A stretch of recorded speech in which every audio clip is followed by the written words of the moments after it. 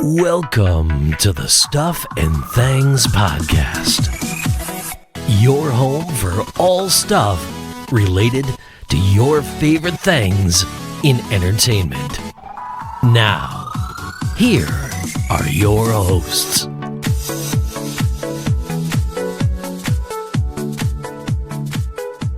Hello everybody and welcome to a new episode of the Stuff and Things Podcast. Today we're talking Star Wars and we're talking Andor. We're catching up. We got episodes 8 and 9 to discuss. I am Sam. Joining me to go through the two episodes is my partner in crime, it's Stefan. Hello there. Yeah, nice. How you doing, mate? I'm good, man. How are you? Yeah, not too bad. Not too bad. Trying to stay out of mischief, which is, half the battle for me, always. Well, that and getting picked on Discord, that seems to be your full battle, isn't it?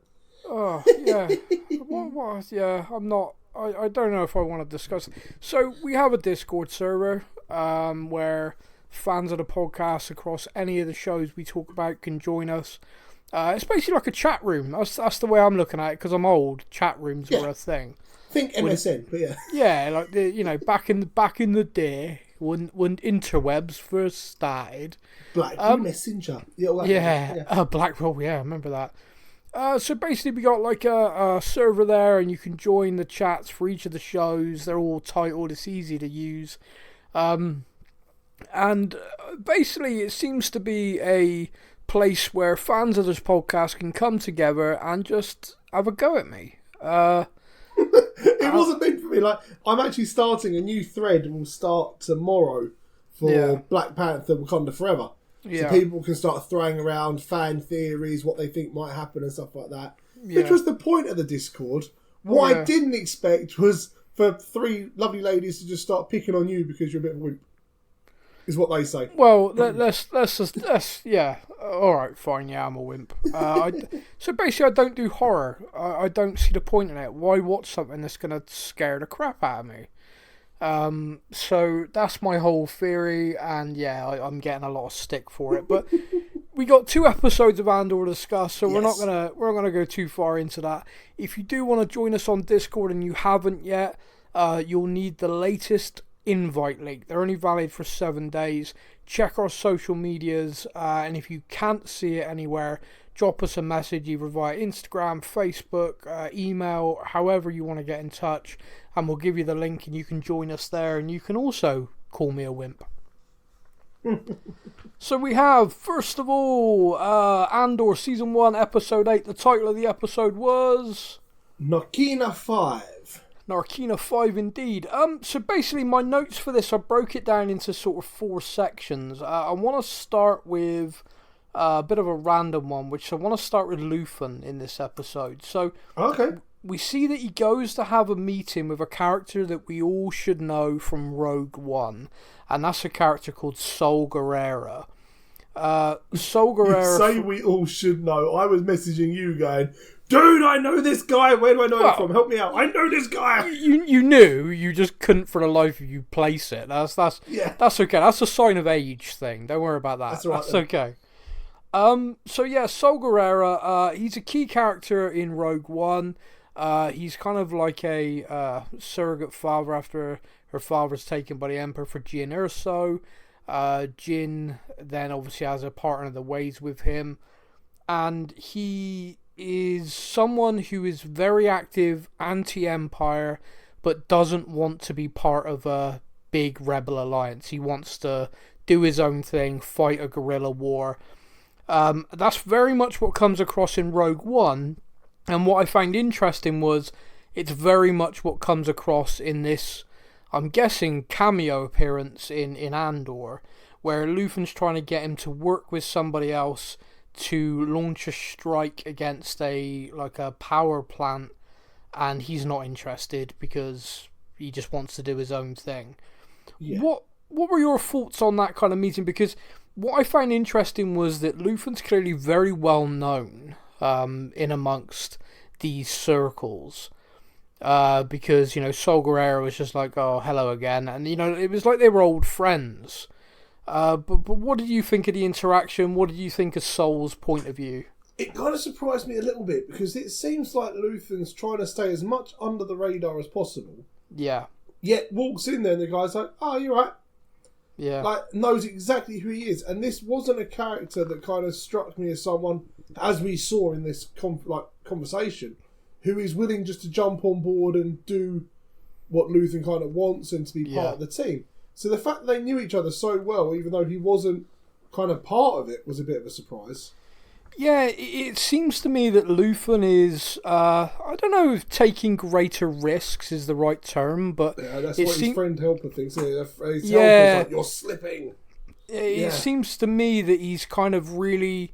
He feels like that heist, that job they pulled, now people need to up their game. You know, it's like, we've done that, we've created this atmosphere, we've got the Empire to crack down, people are now feeling it and are realising how bad the Empire is, now's the time to kind of strike. And he seems to be kind of championing that and pushing for that, but not necessarily getting the same reaction he wants. Like, Sol is just like, nah, I'm good.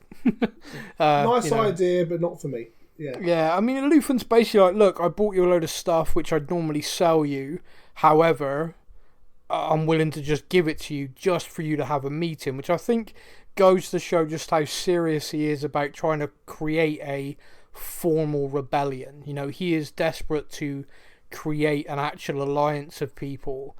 But it was interesting to me that Sol kind of rattled off all these different people, like, you know, there's the Separatists, there's this group, there's that group. And he was like, you know, I've got nothing in common with any of them. You know, I'm not interested in being a team up. So yeah, I did find the interaction interesting. I found Sol Guerrera being used again. Obviously quite sensible. It's a big character from Rogue One. Interesting to see if he pops up again at any point. Agreed, yeah. I'm guessing maybe in a different season. Well, I was thinking perhaps, you know, season 2 of the show is, we know it's a short show, so we know it's 2 seasons and done. I would, when it gets towards the end of season 2 and we know that Sol Guerrera obviously plays a part, it'd be interesting to see if he pops up again. But yeah. One of the things that also happened in this episode is we see Bix trying to reach out to Luthen. Basically, she wants to try and get some information, I'm guessing on Cassian, or just generally make contact. And this is one of those situations, like you pointed out, where Luthen's being a bit fast and loose with this, and his colleague, who he's at the shop with, shuts that shit down hard. Massive issue. Like, she's not in charge. She's the assistant, but she's the one going, "Oh, you're sucking at this. You are not doing well. Yeah, absolutely. Calm your crap and get on with it." Yeah, absolutely. And closes out the channel. Basically, it means that Bix is there, just sat there talking to nobody for a couple of hours because they've shut it down. There's no link there anymore. Again, it's kind of a security measure. And I think in the next episode we see that it was the sensible thing to do. Well, yeah. We also see on that planet where Bix is being followed by Vel and Sintra. They are there. Of course, we know that they've been sent to kill Cassian, so they're there thinking Cassian's going to show up. Mm-hmm. We also get a bit of a sly remark aimed at Vel by Sintra about her being from a wealthy family and basically, you know, playing at this. I think that was a low blow. Yeah, I think these two. I think they're romantically involved. I don't know. I think so. I get that vibe. Yeah, I get like that. She does. She says a line like, you know, and you love me because I'm your mirror or something. Yeah. I think they are. It's difficult sometimes because it's not sure, because they're obviously being quite cagey, because obviously I think they obviously wouldn't have wanted anyone else in their kind of unit to pick up on their vibe, if you like. Yeah. So they're being quite guarded. And I can't make my mind up if they're being guarded due to romantic or just the fact that they know each other so well. So it's something to keep an eye on. But I like you. I get the romantic vibe. And I also think that a line like that cuts more from someone that you're interested. You know, if it's like a mate saying something like that, you banter them off. You know, when it's someone that seemed to really cut. Yeah, when it's someone you really care about and you think cares about you, and they say something, that did seem to really cut quite deep. We also in this episode catch up with the ISB, and the ISB are, we finally, I mean, I'm laughing about this. We finally see Syril Karn, in with the ISB, but not because he, like me and you, thought he'd be getting a job there. It's because he's dragged in because he is constantly doing searches for Cassian Andor. Yeah, filing a report. Why? Because I want to find him. Yeah, because basically, I mean, he's basically been doing false reports non-stop, and he's been absolutely, nailed for it.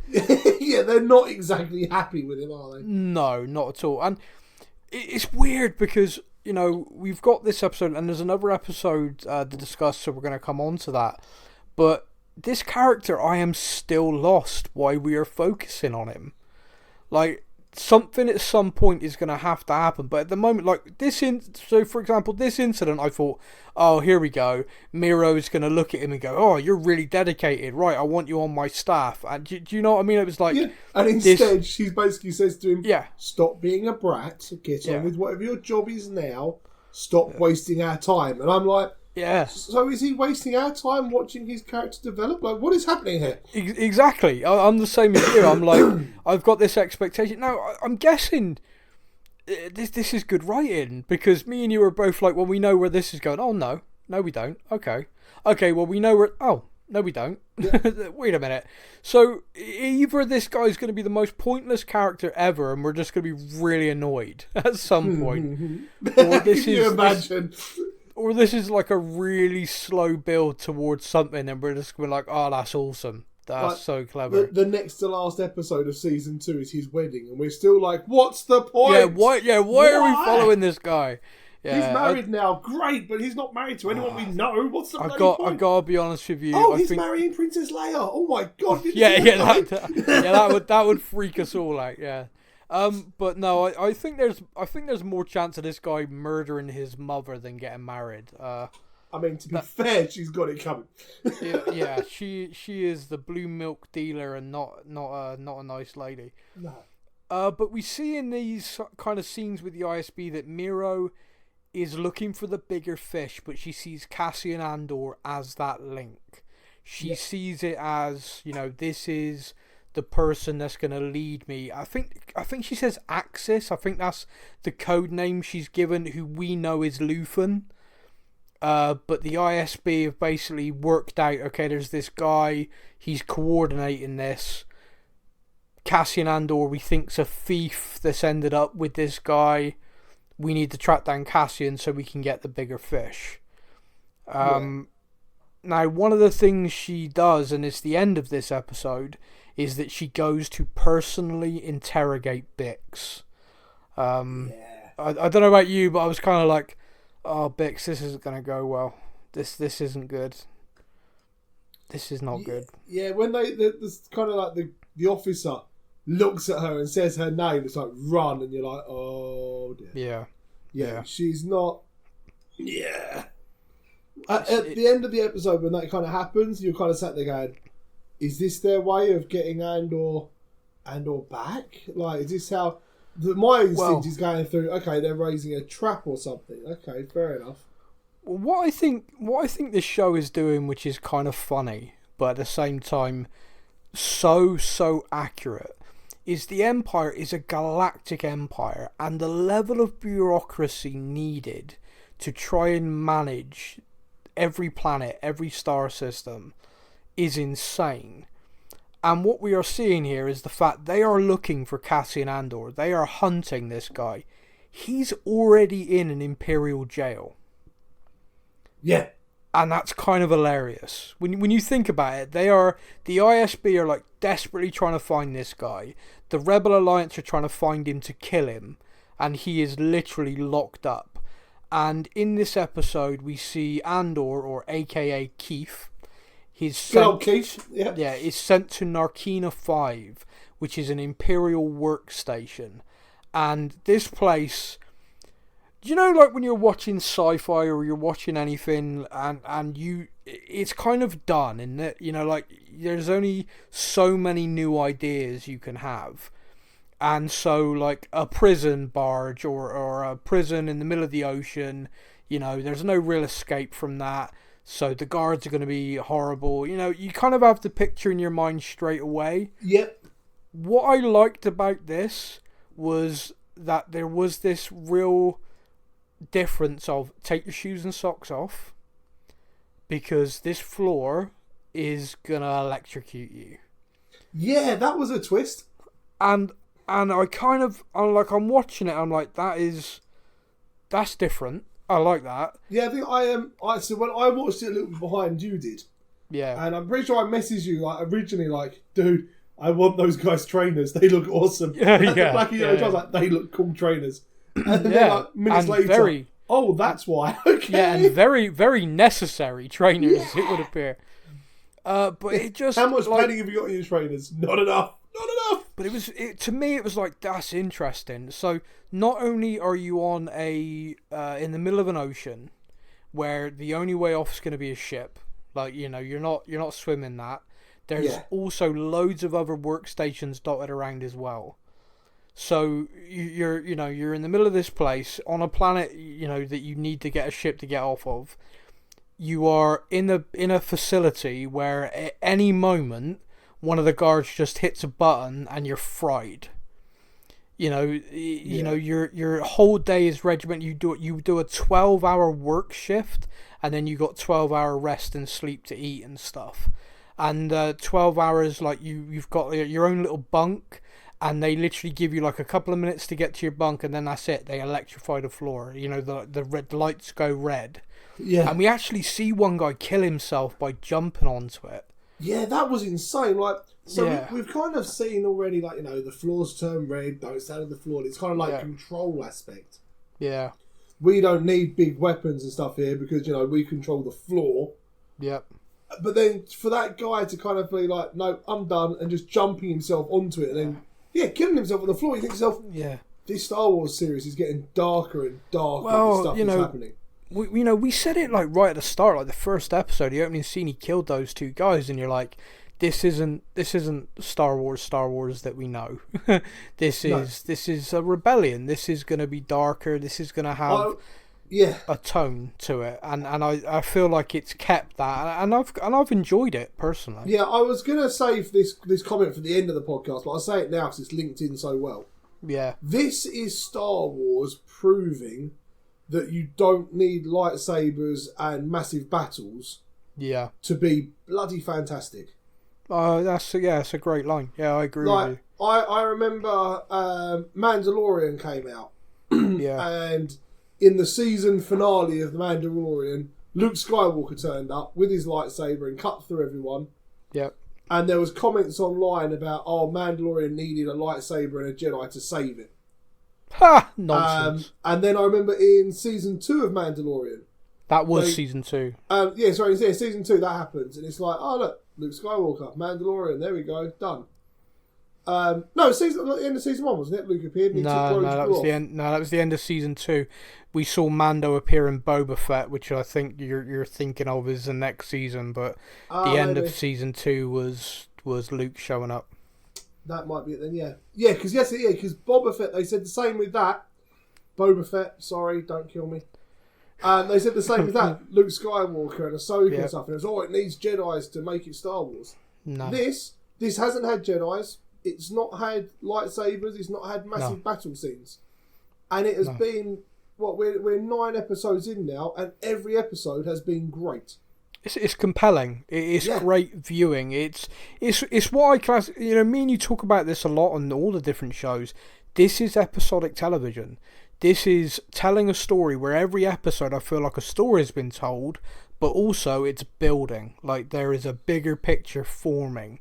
So at the end of every episode, I do feel that kind of satisfaction of I've had a story this episode, start, middle, and end, but then also it's like a big jigsaw piece has been slotted in, and Yeah, I can't praise it enough. I'm really enjoying it. But Cassian is there. Now, there's a cameo here, which I never knew. I didn't know this actor was going to be in this show. I say cameo. It's an actor in the show, which I didn't know was going to be in the show, and literally just rocked up casually.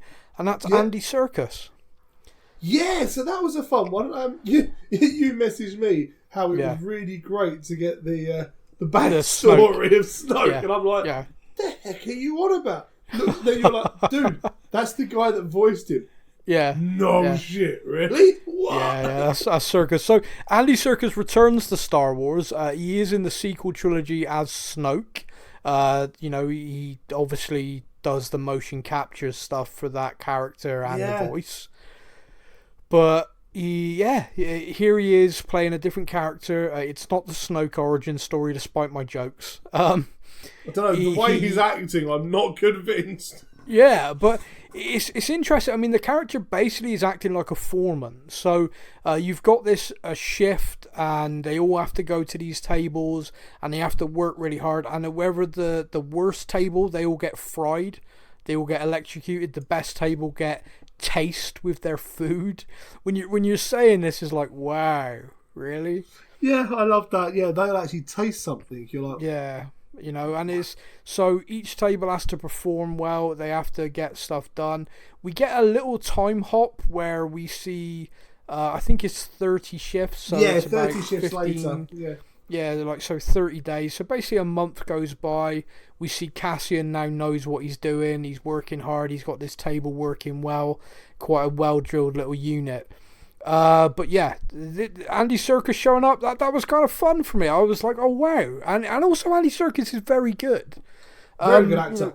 Yeah, he's a lot better than people give him credit for, because he does that motion capture stuff so well. He's like, the Planet of the Apes films, obviously Gollum and stuff Gollum like that. Was, yeah. People just think that's him.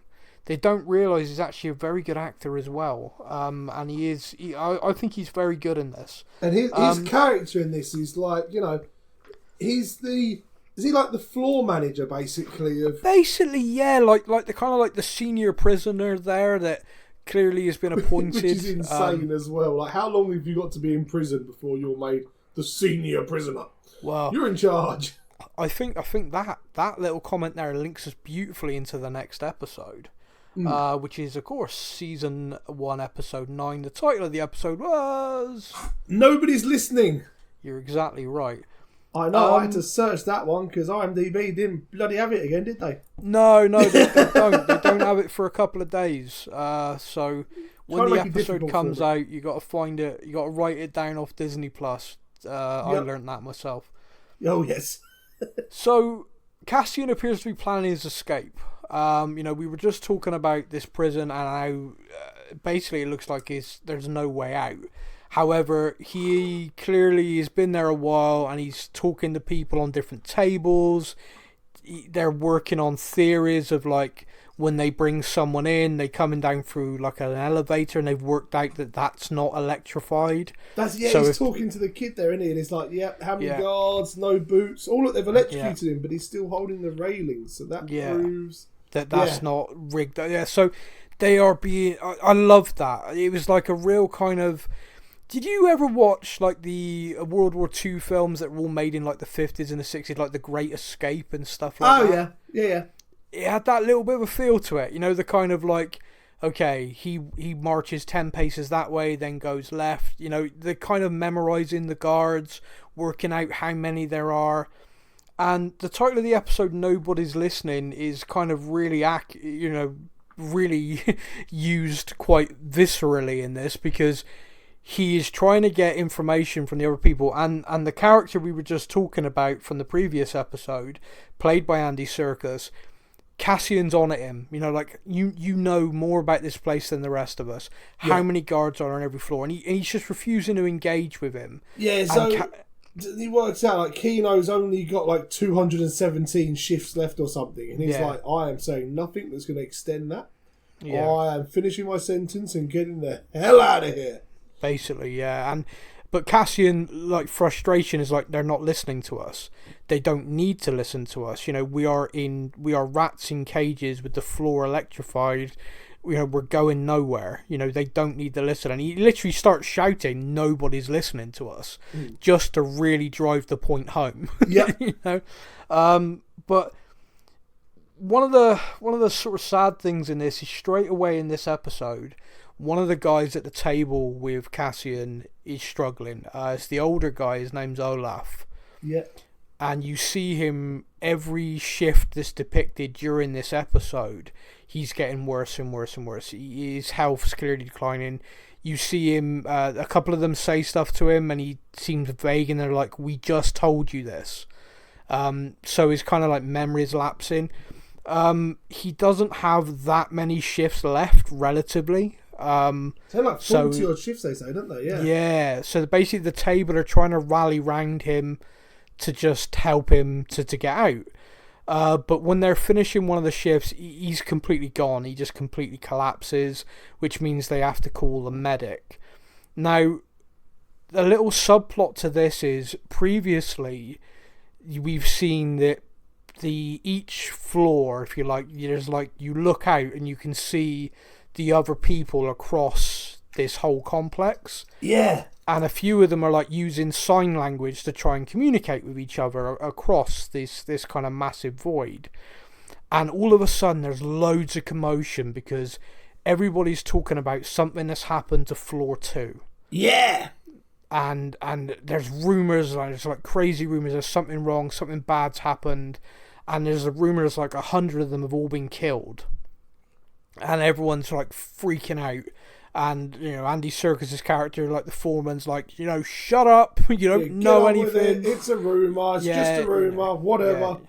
You know, keep your head down and, you know, keep doing this. Now, when they call for this medic, it's Cassian and his character.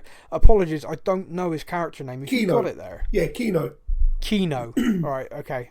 Kino. There's only one Kino in Star Wars today. Now, Kino and Cassian are there with this guy, and the medic comes. Now, the medic appears to be another prisoner. Yeah. So, obviously, people with medical backgrounds, when they're brought in, are just kept as medics for all the floor. And this guy, by definition, just looks beaten. He looks, you know, you see him walk up straight away. He's not like someone who's coming up to, you know, what are his symptoms or anything like that. He just looks completely downtrodden, completely beaten, completely lost, and he's just like, yeah, he's had a massive stroke. There's literally nothing I can do for him.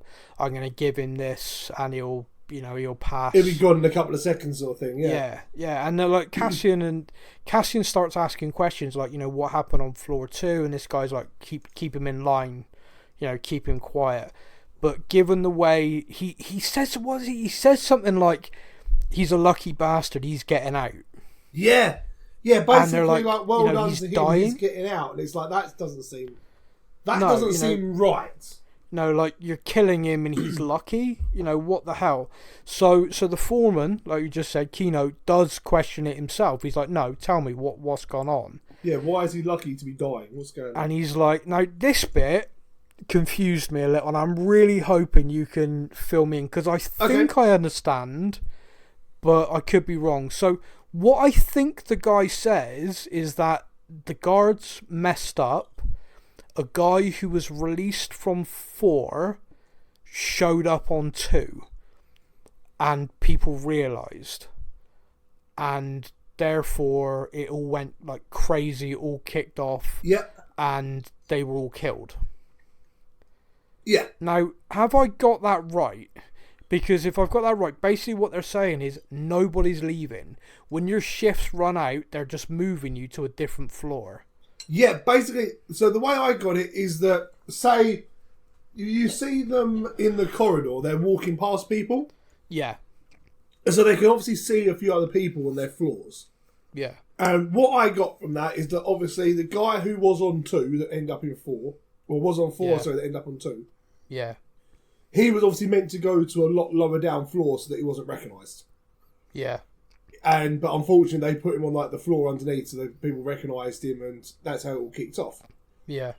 However, surely, if your sentence runs out, no matter what floor you're put on, you're going to walk straight in there going, this is bollocks. I've just finished my sentence and now I've been given a new one.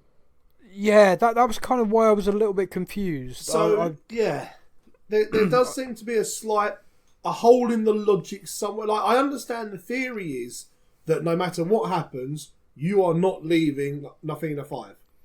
Yeah. Like, once you're in, that's it. You are in, no one leaves. Yeah. I get that. And I can understand that's obviously something the Empire have just put into place because we've seen, like, sentences have been... Well, I think it'd be interesting... I mean, it'd be interesting in the next episode if it's elaborated on, and I may watch it again because, like you, I've understood it that way, but then it doesn't have because, like you said, there's no way a prisoner would keep his mouth shut. But then at the same time, they are supposed to be quiet, aren't they? They're supposed to not talk, just be at the tables, just work, keep their gob shut. It's just Cassian running his mouth all the time. Well, yeah. And it could well be a case of, right, we noticed your productivity wasn't that high, so we're going to move you to a different floor. You've got 40 more shifts to do, because do you know what I mean? It's like, but if you talk again, you tell anybody, it becomes 180 shifts, Yeah. So people are incentivized not to tell people. So it'd be kind of interesting if perhaps Cassian starts going around the room saying, hey, any of you been here on a different floor before, and a couple of them might be like, I don't want to say. A new guy comes in and just reacts like, no one talks to me, everyone leave me alone. And you start going, wait a minute. Yeah, so it could be quite interesting if they go that way. But what I did like is, up to this point, Kino's completely like, shut up, Cassian. When they walk away from the guy who's died and the medic's putting him in a body bag, Cassian asks him again how many guards are on each floor, and he answers straight away. Never more than 12. Yeah. So Cassian has an ally now. Cassian has someone. Clearly, this incident has driven home the point to him that there is no keeping your head down and getting out of this place. Who would have thought his first ally inside would be a Sith Lord? Was he a Sith Lord? I'm still not sure what he was. I don't know what know what those 3 films were, let alone what his character was. I still don't know. No, we talked about this in the last episode, but I think we got to talk about this guy again because it's funny. But Syril Karn, again, we have a lovely interaction with his mother, who's just a real piece of work. She's so happy for him, though. He got a promotion. Yeah. Yeah, she gives him an extra Lucky Charm in his cereal. Lucky Charms. You loved it. You're a Lucky Charms. Sponsor us. Yeah, please sponsor us and send ultimate packages to Stefan. Yeah. He's now stalking the ISB supervisor Miro. Yeah. And she is not impressed. This interaction, again, I'm watching this and we talked about this a minute ago. I'm thinking to myself, maybe he's worked something out and he's going to dazzle her and she's going to be like, oh, okay, all right, that's interesting. Come with me. And this is going to be the moment. This is going to be where he becomes ISB. This is going to be interesting. But no. At one point, I thought he was declaring his love to her. I met you and found a reason to live. And I'm like, this is not the way to pull. It's like, who is this guy is so weird. Yeah. So weird. And we're following him and we're following this story. And I'm like, if she just shoots him in the face at some point, I'm going to be like, okay, this was a complete waste of time, but at least... At the same time, he kind of deserved it. Oh, so weird. And she's like, you do realise, I could have you thrown in a cell. If you come near me again, that's it. Yeah. I mean, she's being far more tolerant than I probably would be with him. So I've got to say, though, Dedra's character, Miro, Dedra Miro, her character throughout this has been fantastic. Because, when we first met her, we were like, oh, is she going to be the inside person? Yeah. And then we find out, okay, she's not the inside person, but that's interesting because it means that, she's the only person that's worked out what's actually going on. Yeah. And now she has become full on villain backstory. Yeah. She is now full on torturing people and I'm like, wow, this character is full Empire. And this episode actually begins with her and Bix. Yeah. And how cold and how well acted was that scene? Oh, because fantastic. her dialogue and the way she delivered her lines along, the whole kind of like, there's a doctor here. I don't need you to talk to me. Here's your opportunity to if you want to, but he will literally do his thing and you'll tell me everything I need. Yeah. And it wasn't like we're gonna beat you up and it's not like we have ways to make you talk. Nothing. It was just certain. It was guaranteed. It was ice cold. And then that doctor guy comes in and he's like, oh, don't worry, the strapping, just to hold you in place. Nothing, nothing bad. This isn't physically going to hurt you. Yeah. Don't worry. And the guy's like so calm. He's like, so basically there was this planet, right? And there's this race on there, and when they died, they gave off this shriek and this noise that just basically messes you up mentally. And the Empire, because they were in the way, we slaughtered them. And like we've isolated what we think are like the worst screams, which we think are a group of children as they were killed. And I'm like, this guy is just, this is so messed up. Like, this is so messed up. And then he puts these headphones on her, and that scene where you think about this as an acting point of view, obviously there's nothing playing to this woman. She is just knowing that she has to react like there is some noise or something which is breaking her brain, basically. Yeah, like when we kind of he explains about it, and I'm like, whilst he's explaining it, I'm kind of like, I don't fully understand what this is, like some sort of like mind torture sort of thing. I'm like, yeah. And as he's explaining it, I'm kind of piecing it together. Yeah. And then he puts it on her and obviously like presses play, and we watch her, and she's like, fine, and then just starts screaming. Yeah. And it's like, oh wow. It's like basically someone had a tape recorder in when Anakin went full cut the flowers, you know what I mean? Like, it was so good. And it's cold as well. Like, what a brutal torture. You're going to sit there and listen to all these children get murdered. And she says the line, it's better to give in straight away because the damage it does, the more you listen to it and stuff. And you're like, wow. So basically, the more times you listen to this, the psychological damage is irreversible. Well, imagine if you listen to it enough times where it doesn't have an effect on you anymore. Well, you're a stormtrooper. Well, you're then a stormtrooper, but then that shows just how messed up it makes your mind. Like, wow.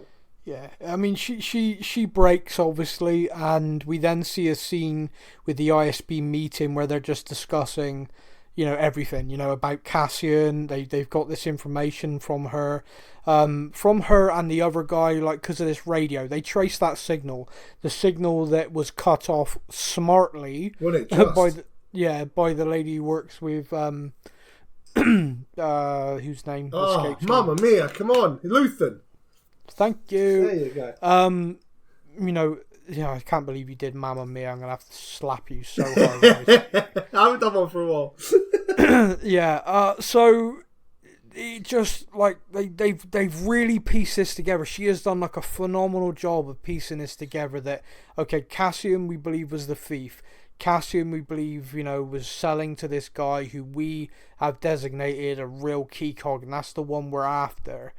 But they also have gone as far as piecing together, we've also discovered this via these radio frequencies, and we've discovered this, and they managed to intercept the pilot, and this pilot, they use this torture on as well, and again, they find out that there's a link, and they find out that this, Luthen had that meeting with Saw Gerrera about hitting this power station. Yep.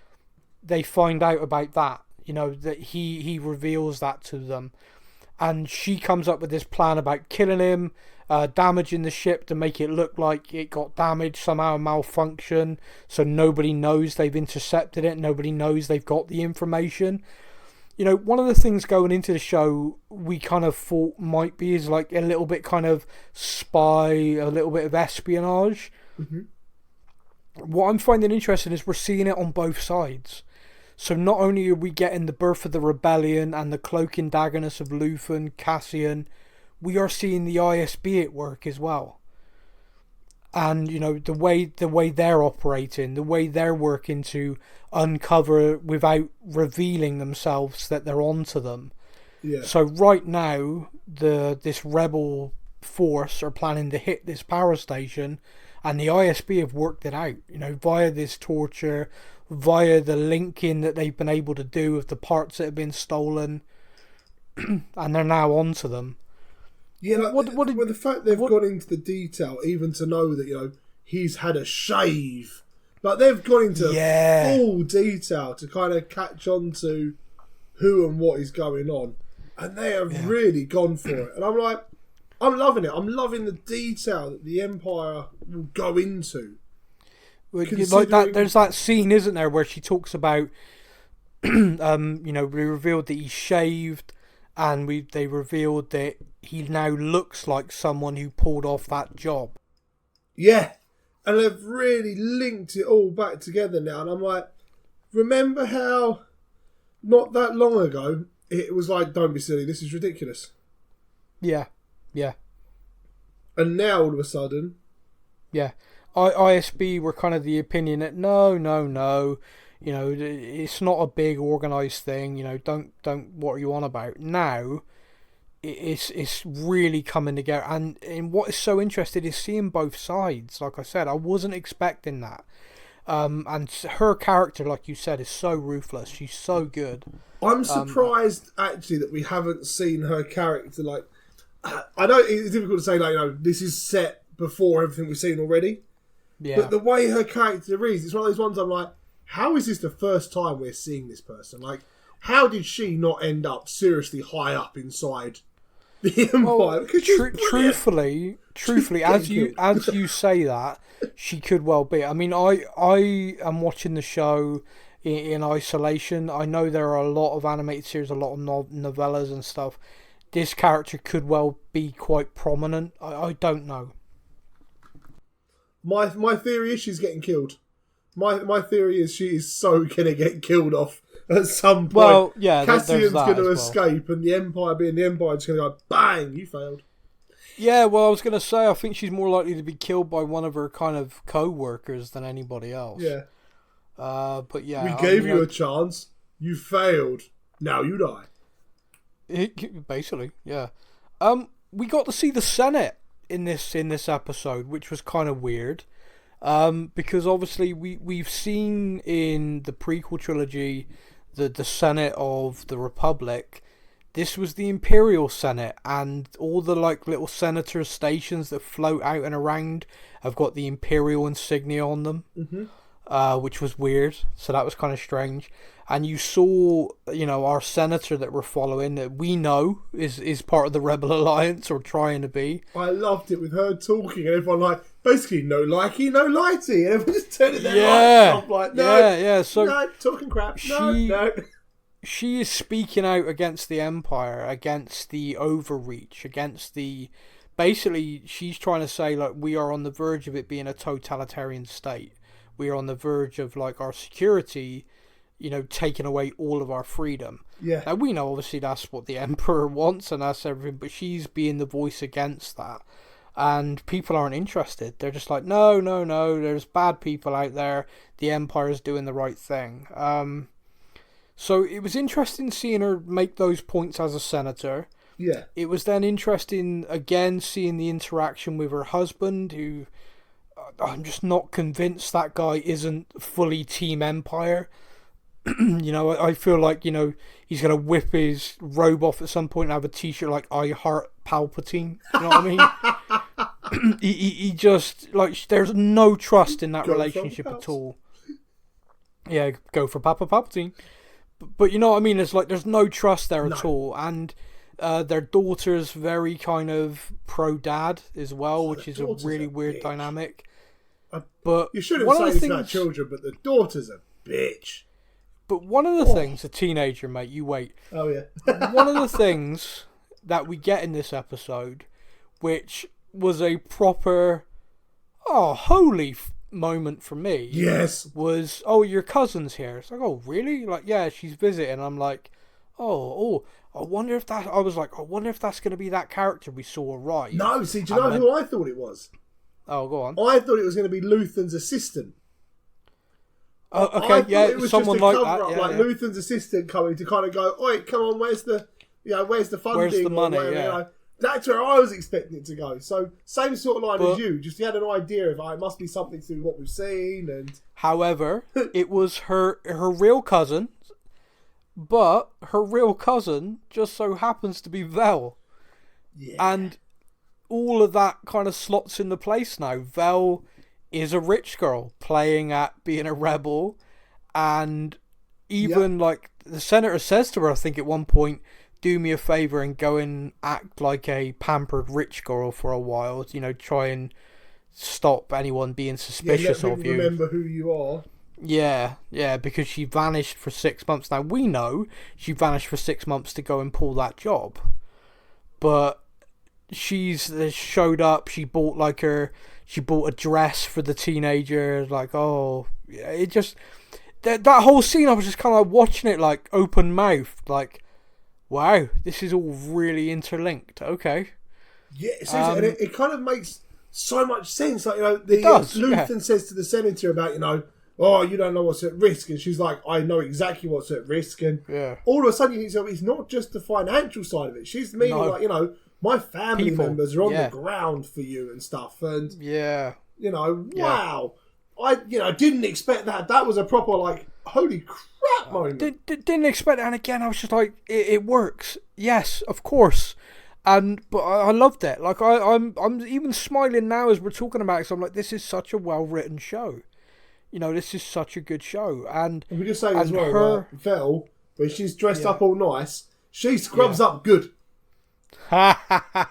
She is throwing that one out there. She is a very attractive woman, and I tell you, this is a little side note. This is a side note which is kind of funny. So she played a character in Game of Thrones called the Waif, where basically she was hunting and fighting Arya Stark on a regular basis. Yeah. The Waif like wore these horrible robes. Hair was always tatted. You know, like there's nothing attractive about that character at all. I watched the Game of Thrones panel, when the show, just before the show went to season 8, and they had various cast members on there, and there was this beautiful woman on there, like absolutely stunning, and I sat there for this hour and a half thing trying to work out. Yeah, literally, I couldn't work it out. An hour and a half, I couldn't work out who she was, and it wasn't until the very last question someone asked her, "Do you think the Waif would win in a fight against so and so?" And she went into her character, like her facial expressions. I was like, "Oh my god, that's who it is." And like genuinely, like someone could have told me, and I would have gone no. Like literally put the IMDb profile in front of me, and I'd still been like, "No way, not a chance." So yeah, like scrubs up. Well, she is genuinely a very beautiful woman. And in this show though, like you said, like Luthen's this kind of, oh, look at me, I'm a happy shopkeeper, and then he goes away and he like changes a wig, he like changes his appearance, his whole demeanor changes, the way he speaks. Yeah. And it's so clever. And like with her, she's there, she's on Coruscant, she's all dressed up, she's this pampered rich girl, and then when she was on doing that job, like you would never have known. Like you would not have looked at her and gone, she's a pampered rich girl. You'd think she's some girl from the streets, you know, some badass warrior. I kind of love that. I love this character. Probably going to die really soon, because now I've said that. But you've just written her out. Yeah. I have got this in my head that only Cassian makes it out of these 2 seasons, so don't get attached. I like keep saying it to myself, don't get attached. In fairness, yeah, we only know like him, and I think there was like a character in the prison that's a character in Rogue One. Yeah, so you told me, I didn't catch it. Yeah, a few people have said this. I didn't myself. A few people have said this, that one of the guys on his table is one of the soldiers who hit Scarif with him in Rogue One. So that's interesting if that's right. Now, it'd be funny if it's just the same actor and they haven't realised. That'd crack me up. I don't think they would have done that. I think that would be so happy. I mean, I'd crack up like, you never told us you were in Rogue One. Nobody asked. Yeah. Did you not look at my IMDb? Exactly. Yeah. Did no one do their research? You asked me if I'd been in Star Wars before, and I was like, well, technically, no, I'm not a Jedi. You know, I was in Rogue One. Is that Star Wars? What are you talking about? But yeah, I mean, that's all my notes. Did you have any other things from the episode or either episode you wanted to dive into? I don't think so. No. Oh, yes, one last thing. Oh, brilliant. Yeah. In the prison. Just before the prisoner's brought down, we see Cassian kind of go to the bathroom. And there's obviously a panel there that I'm trying to work out how many people are aware of it. Because like, that panel looks fairly beaten. There's like a made shiv in there that they're trying to cut through a pipe. Well, I couldn't work out if they're trying to cut through the pipe or if he's sharpening it. That's what, it's one of the... I couldn't work it out. I'm like... Because in my head, I'm like, okay, that's like the electrics or something maybe in that pipe, and they're trying to cut through and cut the lights or something. And then, the other side of it is, are they sharpening it to be a weapon? I think sharpening it to be a weapon because they've got this plan of jumping the guard on that elevator and taking his weapon. So they're going to need something to take the guard out before they take his weapon. But yeah, that's what I thought, because I was like, mate, you're going to be at that for years. You are not cutting through that. That is taking a while. That's like trying to sharpen a pencil with a tool. Yeah. It's not happening, dude. It's not happening at all. But yeah, no, like we've said a few times during this, I'm really enjoying this show. I'm really enjoying it. It's a 12-episode season, so we've got 3 episodes left, I believe. Yeah, 10, 11, and 12 remaining. Yeah. And I'm really enjoying it. Really looking forward to seeing how they end season 1. There's an interview out there with the actor who plays Cassian. I think Diego Luna's his name. Yep. And you've shared it to our Discord, I believe. And the interview is basically him summarising that season 1 is a year in Cassian's life, and season 2 is broken down into 4 parts, where each part is another year, and it literally leads straight into Rogue One, which is kind of awesome. Like, we knew it was going to lead into Rogue One. It's nice to now know how, because we've been discussing like, how are they going to bridge? Like, when is this? How is? Like, is there going to be a time jump? Yeah. So I think it's pretty clear that they are busting out of that prison somehow. Yeah. And it's going to be really interesting to see how they do it, because you're looking at it and you're thinking, there ain't no way. No. But yeah, it's gonna. I'm really enjoying it. I can't wait to see where they go with it. But yeah, that's our show. A massive thank you to everybody for listening, as always. A big thank you to everybody who keeps getting in touch to discuss Andor with us. I'm replying to every message. Apologies, I've been a bit slow this last week, but I will get back to you if you've messaged in, so keep coming in with your thoughts. Remember, you can join us on Discord, so if you're interested in that, like I said, it's basically like a chat room, fellow listeners and ourselves. If you want to come on there and just abuse me, appears to be the main pastime of people on there, feel free, jump on in. But until next week, everybody, you all take care. And may the Force be with you. Thank you for listening to the Stuff and Things podcast. We hope you enjoyed the show. You can find us on Facebook or online. Simply search the Stuff and Things podcast to join in our conversation every week.